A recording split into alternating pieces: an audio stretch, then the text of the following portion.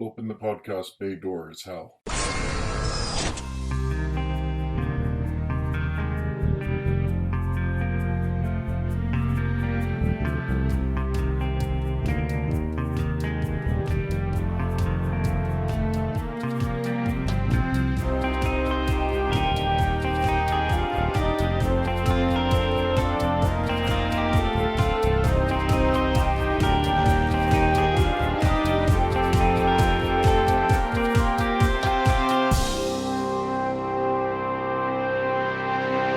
Hello, everyone, and welcome to episode 8 of Welcome to Geektown.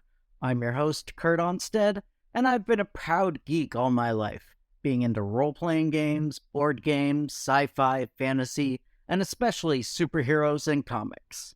And I want to help others join me in those pursuits. But I found that sometimes people can get overwhelmed or feel left out because they don't have what some would consider to be the requisite knowledge to be considered a fan. And that's where Welcome to Geektown comes in. Here you can ask your questions without feeling like a gatekeeper is calling you out for not being fully versed in every aspect of your new interest. This week, we have a question from Joel L. He wants to know, are there any particularly good comics in which breaking the fourth wall happens? Specific storylines I should seek out, or something like that.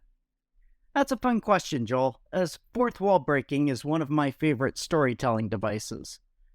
Before we get into specifics, though, let's be sure we're all on the same page and define how one breaks the fourth wall. The term breaking the fourth wall comes from the theater. When you're watching a play, especially one set indoors, the set often consists of 3 walls, one in the back and one on each side. Now, if the building portrayed on stage were real, there would be a 4th wall between the actors on stage and the audience. Usually, the characters will act like that 4th wall exists. However, anytime the actors, or more to the point their characters, acknowledge the audience and speak directly to them, that is what we call breaking the 4th wall. While the term started in the theater, this storytelling device can be used in all sorts of mediums, from movies and TV to books and comic books. As long as the character talks to the audience directly, it's considered to be breaking the 4th wall, even in a medium like a novel where there are no sets. For people around my age, one of the more well-known instances of breaking the 4th wall comes from a TV show, Saved by the Bell. Zach Morris would occasionally call, "Time out!" in the show, and all the characters but him would freeze in place while he talked directly to the audience and contemplated his options. Once he was done, he would call, "Time in," and the action would resume as if nothing unusual had happened. More recently, the Deadpool movies have consistently had the main character break the 4th wall. In addition, Deadpool has genre awareness. Not only does Wade talk to the audience, but he also tells us that he knows this is a movie, and is able to anticipate some of the events because he understands the formula movies usually follow. Moving to comic books, let's start with Deadpool, since we've already been talking about him. He's arguably the most popular comic book character to break the 4th wall. In his first few appearances, this was not the case. In fact, even the writer he has been most associated with for much of his existence, Joe Kelly, only had Deadpool break the 4th wall or show genre awareness a couple of times. Most notably when Bullseye shows up and asks him, "How long has it been?" And Deadpool replies, "Issue 16, which was the last time Deadpool and Bullseye had been seen in a comic together. When Joe Kelly left the book, writer Christopher Priest took over, and he's the one who turned this trope up to 11. Unfortunately, while Priest's writing is often critically acclaimed, that doesn't always translate into sales. In Priest's first issue writing Deadpool, issue 34 of Volume 1, Wade has a dream where he is in hell with all the other characters Priest wrote whose books were canceled. When Deadpool wakes up from this dream, he reveals he knows that there is a man and a typewriter. This is all his twisted imagination. While Deadpool has been fairly consistent in breaking the fourth wall since then, I would say the Christopher Priest run is one of the best for the sort of humor that fourth wall breaking is often used for. In addition, you get to see Deadpool get the power of Thor, kind of. Deadpool trying to live with roommates Titania and Constrictor, and Deadpool in space. It's a lot of fun. If there's any one Marvel character even better known for breaking the fourth wall than Deadpool, it would be She-Hulk. Similar to Deadpool, when Jennifer Walters, aka She-Hulk, first appeared in 1980, she didn't show any signs of knowing she was in a comic or of talking to the audience. It wasn't until almost a decade later that this kicked in.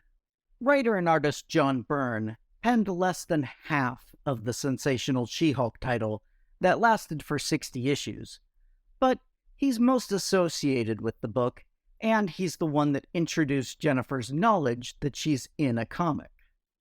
Again, the fourth wall breakage is played almost exclusively for laughs, with jokes about the Comics Code Authority, and Jen constantly berating the author or begging for a break from the editor.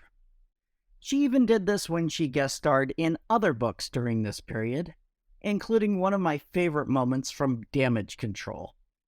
In that book, She-Hulk is fighting some characters and commenting to the writer of the book while doing so. In the meantime, the property damage is escalating, and one of the characters starts counting. 1, there's 2, 3... She-Hulk throws one of the villains into the building they've been fighting through, and the entire floor collapses in on them. The Damage Control character then notes, "It's what I've always said, break the fourth wall, and the entire story falls apart." The sensational She-Hulk ended in 1994 with issue 60, and since then, the character has broken the fourth wall less and less. But during the 5 years that the book lasted, it was one of her defining character traits. A more recent Marvel character who knows she's in a comic book is Gwenpool. First created as a one-off joke for one in a series of covers where Gwen Stacy was put in other characters' costumes, Gwenpool got a backup story in the 2015 Howard the Duck series. From there, she was quickly put into her own book. Gwen, Pool, is actually someone from quote-unquote our universe, where the Marvel heroes and villains are fictional characters in comics, TV, and movies. Gwen finds her way into the Marvel universe, and not wanting to be an extra, she goes to a tailor and gets a costume of her own. The tailor, seeing the name Gwen Pool, assumed that Gwen went by the alias Gwenpool, and so made her costume similar to Deadpool's, but pink, because A, Gwen has pink highlights in her hair, and B, the tailor had way too much pink fabric and wanted to use it up. At first, Gwen just assumes that she's in a comic book, and talks to the audience that she believes is there. She also uses comic book tropes to turn things to her advantage. However, as the series continues, she actually develops full comic book awareness, able to use her thought balloon boxes as physical objects, and even break out of the panel into the white space between, in order to move back and forth in time and space. Gwen's book lasted for 25 issues, written and drawn almost exclusively by Christopher Hastings and the Japanese duo known as Gurihuru, respectively. Much of the fourth wall breaking is played for laughs in the book, but there's a surprising amount of drama and pathos as well. I can't recommend this book highly enough. Speaking of drama and pathos, let's move from Marvel to DC, where one of the best-known dramatic uses of fourth wall breaking has occurred. Buddy Baker, aka Animal Man, was a little-known hero created in 1965 by writer Dave Wood and artist Carmine Infantino. He had the power to take on the abilities of animals, like the flight of a bird or the ability to breathe water like a fish, while still maintaining his human appearance. Between his first appearance and 1987, he only showed up in less than a dozen stories, one of which was Crisis on Infinite Earths, where he was depicted as being part of a team known as the Forgotten Heroes. However, in 1988, this changed. DC tapped a batch of young, mostly British writers to revamp some of their old characters. Alan Moore wrote Swamp Thing, Neil Gaiman created the Sandman using some DC concepts in his mostly original tale, and Scottish writer Grant Morrison took on Animal Man. These books started out taking place in the main DC universe, but tied in less and less as they went on, eventually spinning out into their own imprint called Vertigo, but that came years later. Animal Man was originally going to be just a 4-issue miniseries, but was so well received, both critically and commercially, that it was upgraded to an ongoing series.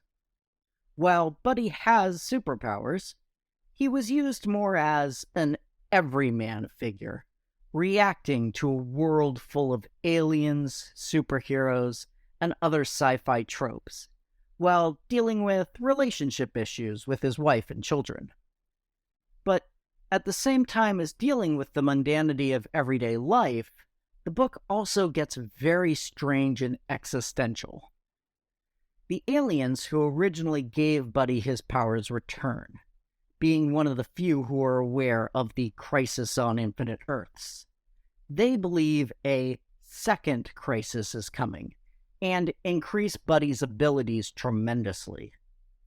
At the same time, one of the other characters aware of the original crisis, a villain named Psycho Pirate, opens a gateway that brings several of the characters removed by the Crisis storyline back into existence. For more information on Crisis and how it affected the DC universe, please go back and check episode 1. Anyways, these storylines come together eventually, Buddy stopping Psycho Pirate and preventing the damage done to the continuity of the world. This leads to Animal Man being transported to a limbo, encountering several unused DC characters before eventually finding a man who becomes known simply as the Writer. It is, in fact, Grant Morrison himself. He explains how Buddy is nothing but a comic book character that Grant has been using as a mouthpiece to promote his political views. At the end of the conversation, Buddy is returned to his regular life with no apparent knowledge of his status as a fictional character. This was Grant's final issue on the book, issue number 26. It's hard to put into words the power of this issue. Seeing a writer interact with his own character and apologize for some of the things he's put them through is a unique experience. If you want some fourth wall breaking but aren't looking for laughs, this is the story for you. Finally, let's move away from the big two and talk about another book written by an author brought up earlier this episode. Christopher Priest, along with his friend and frequent collaborator, M.D. Bright, co-created the characters Quantum and Woody for Valiant Comics in the late 90s. Billed as the world's worst superhero team, Quantum and Woody told the tale of two childhood friends who had grown apart over the years, but were forced back together permanently when caught in an accident that forced them to clang together the pair of armbands that each of them was wearing one of every 24 hours. The book, which had a lot of humor to it, also dealt with serious subjects, especially regarding racial topics.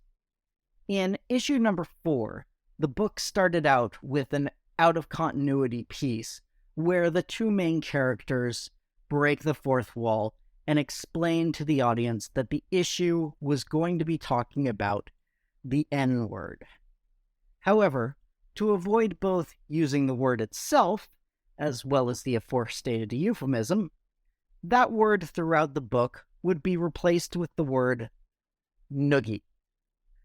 That's the only outright fourth wall break throughout the 22-issue run by the original creative team. However, the use of noogie and other replacements for inappropriate language continued into later issues with no further explanation. It's not a big part of the book as a whole, but since you asked for good comics where breaking the fourth wall happens, this definitely qualifies. These are a few of the stories that I would suggest for those of you who like some meta in your fiction. Do you have others you'd like to add? Or maybe you have a question you'd like me to answer down the road about comics, sci-fi, fantasy, or gaming. Either way, please send me an email at welcometogeektown@gmail.com. You can also leave a comment directly on the show notes at www.welcome2geektown.com. While you're there, be sure to check the Amazon links to some of the stories we've discussed. Other contact options include facebook.com/welcometogeektown or Twitter @geektownpodcast. In the meantime, don't forget to subscribe and give me a 5-star review over on iTunes to join the Geektown City Council and to help other people find the show so we can all tell them, welcome to Geektown. Population? Us. Welcome to Geektown is written, narrated, edited, and produced by me, Kurt Onstead. Theme music is by Aaron Levitz, logo art by Archie Santana. All other sound clips are the copyrighted material of their respective owners, and no infringement is intended. Follow